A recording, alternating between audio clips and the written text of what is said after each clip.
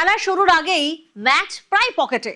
সংসদের দুই কক্ষে ভাঙাগড়ার খেলায় জয়ী বিজেপি। হিসেবটা এমন দাঁড়িয়েছে যে হাত বাড়ালেই নিরঙ্কুশ সংখ্যাগরিষ্ঠতা। সংবিধান সংশোধনী যে কোনো বিল পাশ করানো এখন জলের মতো সোজা।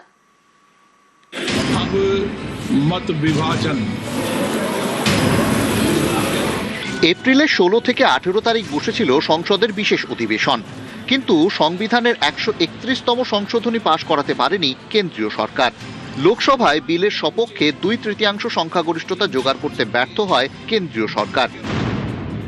সেই ঘটনার 3 মাস 3 দিন পর সংসদে বাদল অধিবেশন শুরু হচ্ছে এবং সংসদের ভেতরের অঙ্কটা আমূল বদলে গিয়েছে। দিল্লির রাজনীতিতে কান পাতলেই শোনা যাচ্ছে একটাই গুঞ্জন, মিশন 360। কি এই মিশন 360? লোকসভার মোট আসন 543, তার মধ্যে বর্তমানে কার্যকরী আসন 540। 2/3 সংখ্যাগরিষ্ঠতা হচ্ছে 360। এপ্রিলে 360 সাংসদের সমর্থন আদায় করতে পারেনি কেন্দ্রীয় সরকার। এবার পরিস্থিতি কেমন? 2024 লোকসভা নির্বাচন অনুযায়ী সংসদে এনডিএর মোট আসন 293, কিন্তু বাস্তবের মাটিতে দাঁড়িয়ে পরিস্থিতিটা আলাদা। বিশেষ করে পশ্চিমবঙ্গে তৃণমূলের হারের পর পরিস্থিতি আরো বদলে গিয়েছে।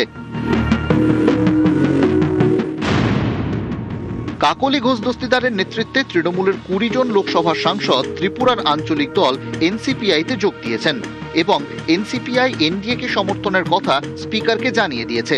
তার সঙ্গে উদ্ধবপন্থী শিবসেনার 6 সাংসদ একনাথ শিন্ডে শিবিরে চলে গিয়ে এনডিএর শরিক হয়ে গিয়েছেন। ফলে এনডিএ বেড়ে দাঁড়িয়েছে 319-এ। এই অঙ্কের ওপর আরও অঙ্ক রয়েছে। শরদ পাওয়ার পন্থী 8 এনসিপি সাংসদ ও অন্ধ্রের জগনমোহন রেড্ডির 4 সাংসদও উসখুস করছেন বলে শোনা যাচ্ছে। তাদের যোগ করলে আরে বহরে এনডিএ দাঁড়াচ্ছে 331-এ। রবিবার তামিলনাড়ুর ডিএমকে ইঙ্গিত দিয়েছে মহিলা সংরক্ষণ ও আসর পুনর্বিন্যাসের সংবিধান সংশোধনী বিলে তারা ইস্যুভিত্তিক সমর্থন দিতে পারে। ডিএমকে সমর্থন পেলে লোকসভায় 2/3 সংখ্যাগরিষ্ঠতাকে প্রায় ছুঁয়ে ফেলবে এনডিএ।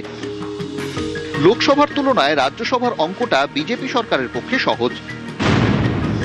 রাজ্যসভায় 2/3 সংখ্যাগরিষ্ঠতা পেতে 164টি আসন প্রয়োজন। রাজ্যসভার সমীকরণটা আরো সরল হয়ে গিয়েছে। আম আদমি পার্টির 7 রাজ্যসভা সাংসদ বিজেপিতে চলে গিয়েছেন। তার সঙ্গে তৃণমূলের 3 রাজ্যসভা সাংসদ ইস্তফা দিয়ে বিজেপির প্রার্থী হয়ে জিতে এসেছেন। ফলে রাজ্যসভায় এনডিএ শক্তি প্রায় 152। তার সঙ্গে ওড়িশার বিজু জনতা দলের 5 সাংসদকে ধরলে অঙ্কটা দাঁড়ায় 157, যা 2/3 সংখ্যাগরিষ্ঠতা থেকে মাত্র 7 কম। তৃণমূলের রাজ্যসভা সাংসদ কোয়েল মল্লিকও ইস্তফা দিয়েছেন, কিন্তু নিজের গন্তব্য এখনো স্পষ্ট করেননি। কোয়েল কি করবেন জানা গেলে রাজ্যসভার অঙ্কটা আরো একটু বদলাবে। নিউজ 18 বাংলা।